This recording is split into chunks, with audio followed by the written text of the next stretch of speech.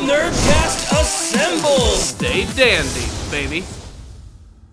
Things get distinctly ultimate in the latest episode of Digimon Adventure, an episode which is proving that this is going to be a very different adaptation than the original classic anime series, because in this episode, we actually get to see Greymon reach his ultimate form.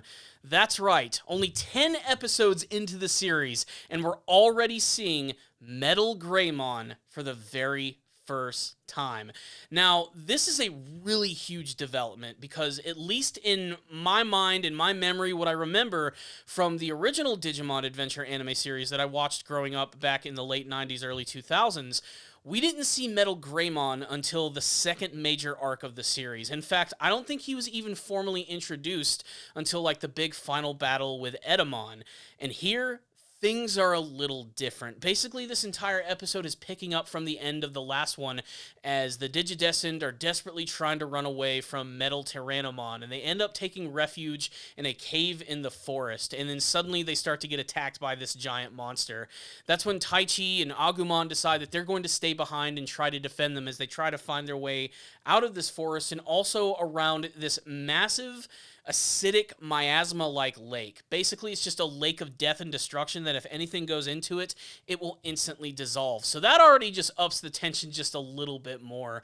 But this entire episode, again, I think is just more about finally seeing that ultimate form for the very first time, and it looks awesome. Not only is the transformation sequence really good, but the animation that follows, again, I think is more akin to what we saw at the beginning of this adaptation of Digimon Adventure, which is to say it's of a much higher quality, and it just frankly looks awesome. I always loved the look of MetalGreymon. I loved the aesthetic of him basically being just like a giant cyborg version of Greymon that could actually fly, and getting to see a lot of his classic attacks with a brand new animation in this episode was really satisfying.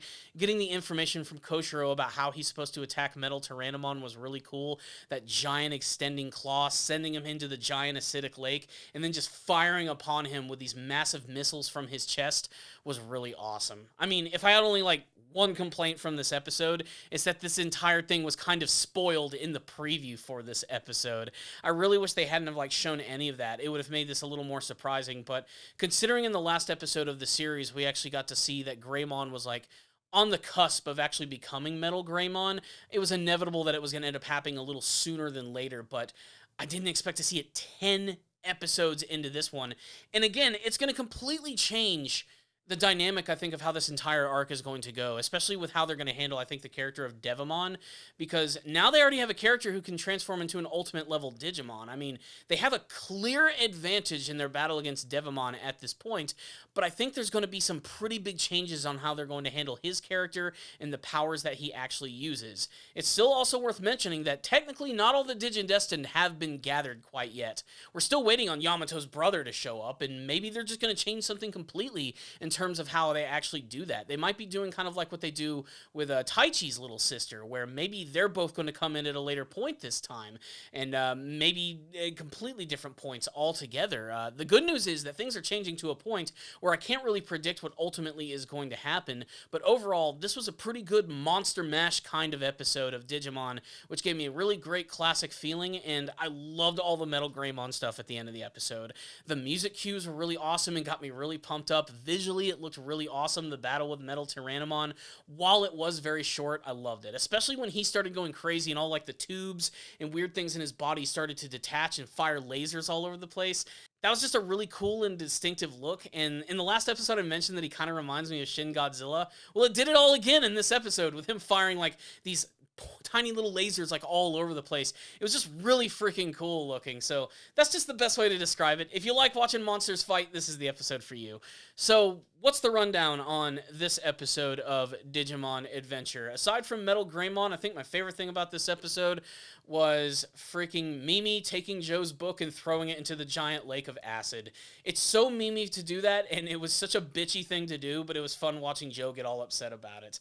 Aside from that, yeah, this entire episode is basically just a build-up to seeing MetalGreymon, and in some senses it paid off, in others it didn't. I was hoping for maybe just a little bit more from this confrontation, but again, everything here just looks so much better than the original Digimon anime that it's hard not to really like it, especially if you're a longtime fan of the series or you're just looking for like an injection of that Digimon nostalgia.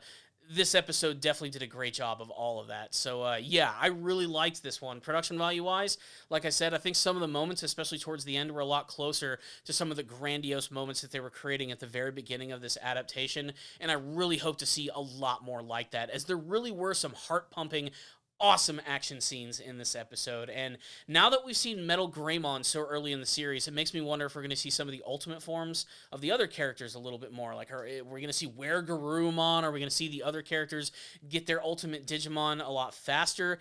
I just can't wait to see where ultimately this is all going to go and how the story is going to change. If this is going to be, like, kind of the same structure of the original, are they going to keep Devamon as, like, the main villain of the next one? Are they even going to bring Edamon back? Are we going to get Myotismon? Could they completely change how this entire series is going to work? Could Devamon end up being just kind of like the main threatening force of this entire series? It's hard to say, but I really love the direction they're going in because it's brand new and it's different while still retaining that classic Digimon feel. And if that's what we're hoping for, then here it is for you. It's like your favorite ice cream, except now that it has some brand new stuff mixed into it. So I'm going to give this episode a 4 out of 5. I did think most of the episode was kind of slow, and it was inevitable what was going to happen because of the preview, but at least the payoff was pretty sweet, and it looked pretty good while it was doing it.